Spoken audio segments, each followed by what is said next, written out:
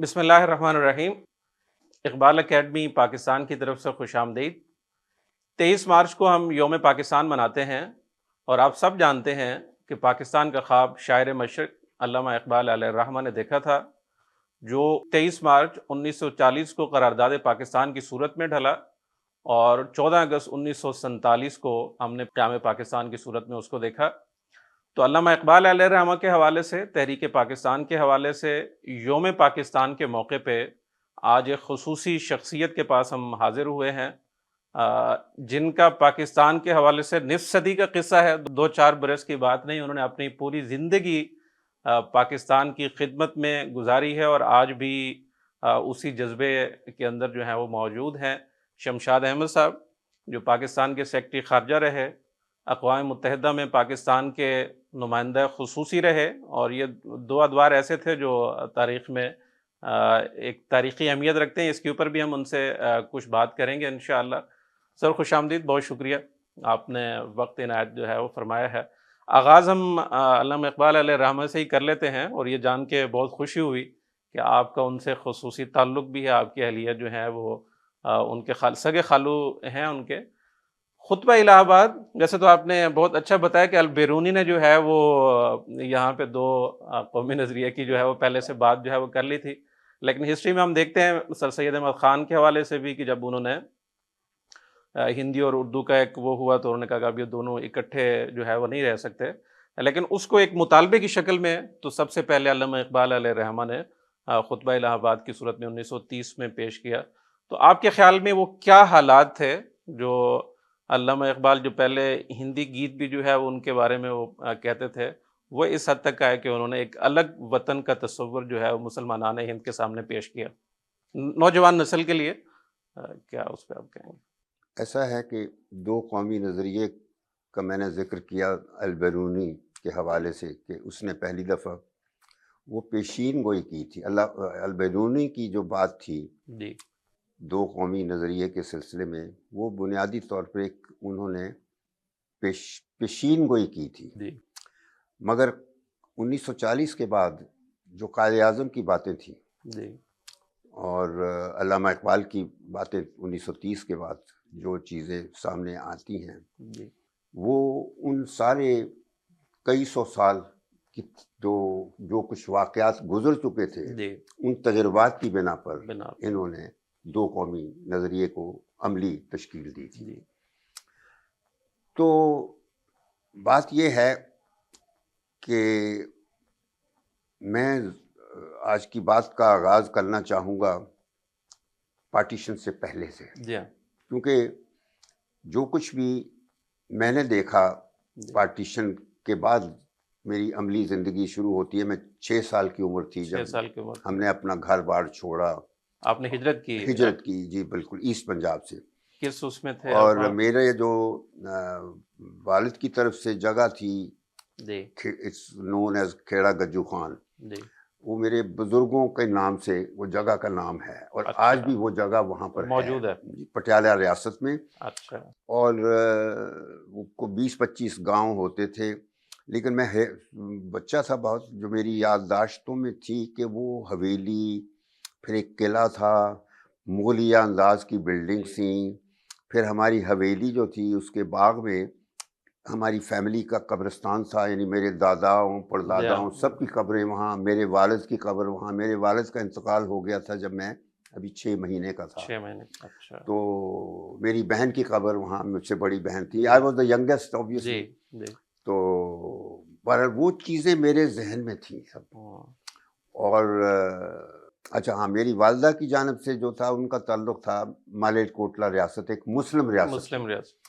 وہ ریاست تھی جو 14ویں صدی میں یا 15ویں صدی کے اوائل میں افغانستان سے جو آئے تھے، شیخ حیدر علی تھے، کیا تھا نام ان کا، وہ بزرگ تھے، صوفی سیٹ آئے تھے، تو وہ ان کی شادی پھر ہو گئی تھی بہلول لودھی جو بادشاہ تھا اس کی بیٹی سے۔ اچھا تو انہوں نے پھر ملیٹ کوٹلہ کے پاس ایک جگہ تھی کئی دیہات پر مبنی، تو وہ اس بادشاہ نے، بہلول لودھی نے ان کو حوالے کر دی تھی، جس کو وہ ملیر کے نام سے شروع ہوئی، شروع ہوئے۔ پھر وہ ریاست بن گئی۔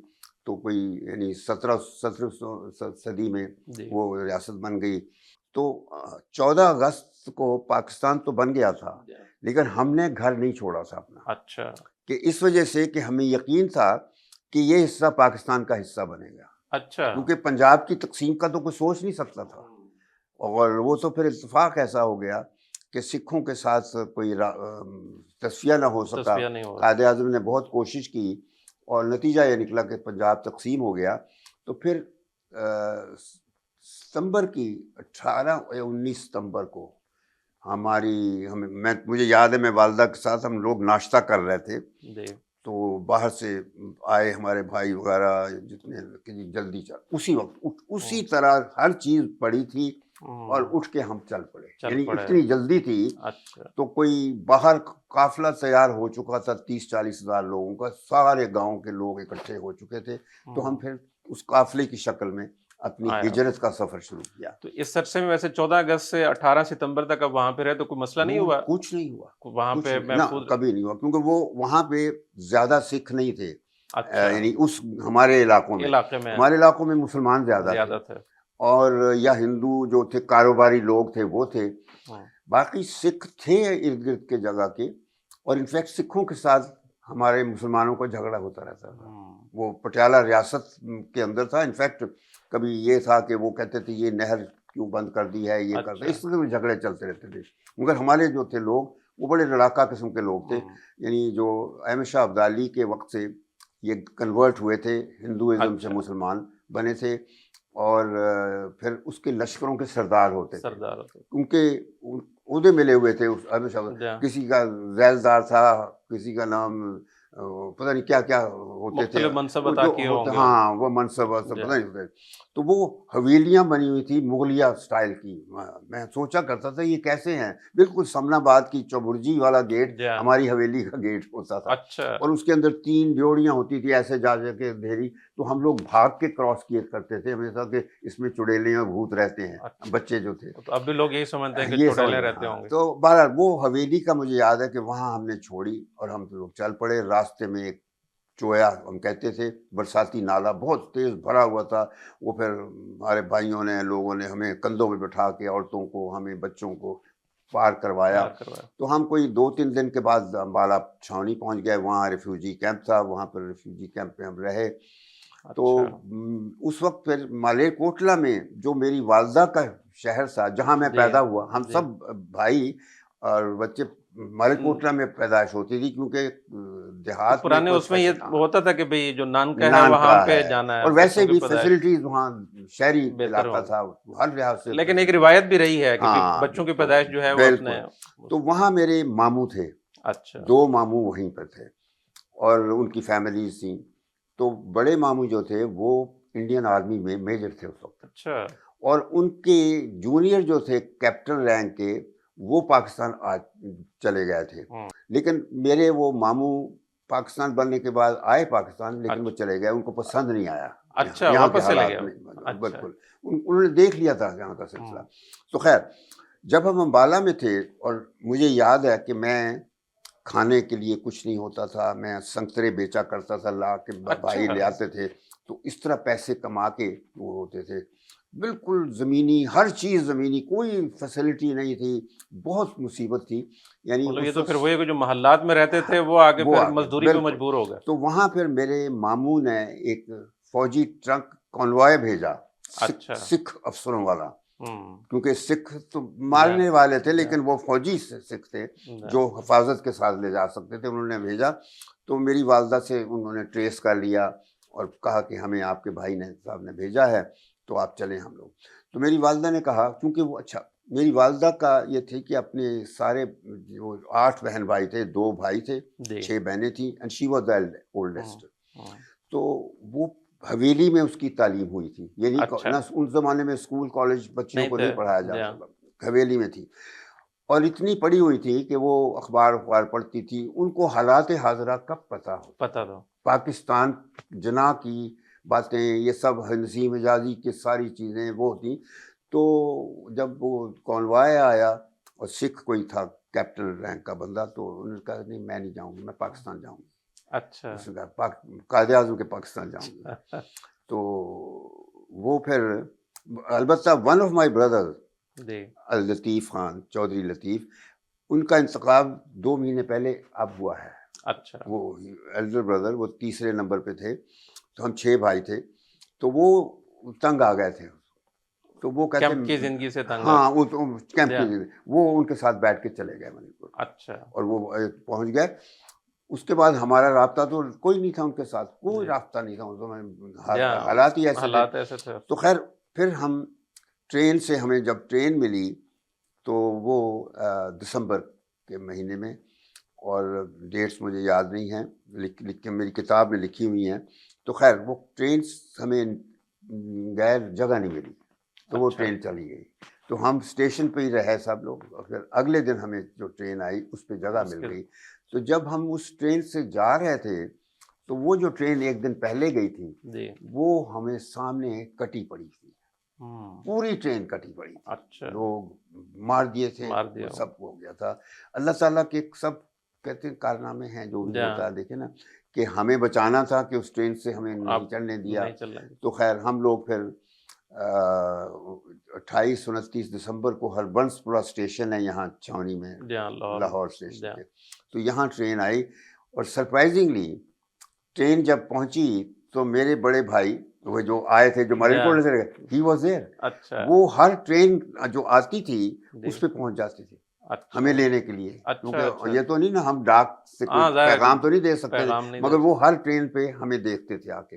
تو اس ٹرین پہ ہماری ساتھ ملاقات ہو گئی. انہوں نے ہمارے لیے گھر رکھا ہوا تھا، کیونکہ یہاں پہ ہندو چلے گئے تھے تو جو کوٹھیاں خالی ہوتی تھیں اس طرح وہ بھی ہمیں مل گئی. تو ہم فوری طور پر آئے. میری ماں نے فیصلہ کیا کہ لاہور رہنا ہے. میرے سارے چچا آگے چلے گئے، وہ گجرانوالا مختلف جگہوں پہ، کیونکہ وہ ذمہ داری جاری رکھنا چاہتے. میری ماں نے کہا، کیونکہ میرے والد کی نصیحت تھی اس کو کہ بچوں کو تم نے پڑھانا ہے اور بچوں کو ولایت بھیجنا ہے. اچھا ولایت بھیجنا ہے، ولایت کا آپ گئے پھر ولایت، چلیں آگے پوچھیں گے.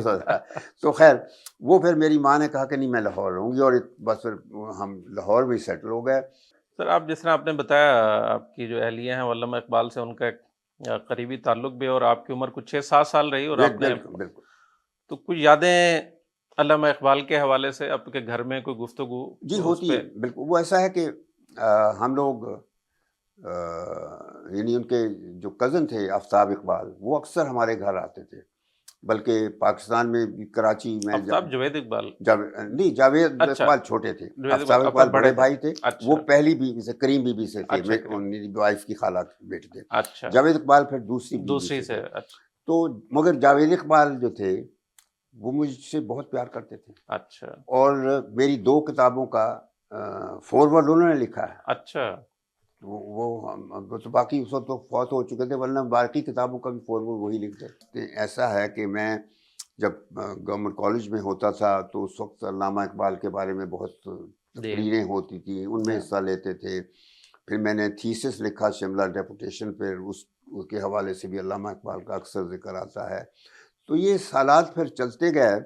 سر آخری جو ہے وہ سوال تو یہی ہے کہ قومی سطح پہ جو یوم پاکستان 23 مارچ کے جذبہ تھا، جس کی وجہ سے قرارداد پاکستان اور قرارداد لاہور منظور، اس جذبے کو دوبارہ زندہ کرنے کے لیے کیا کرنا چاہیے آپ کے خیال میں؟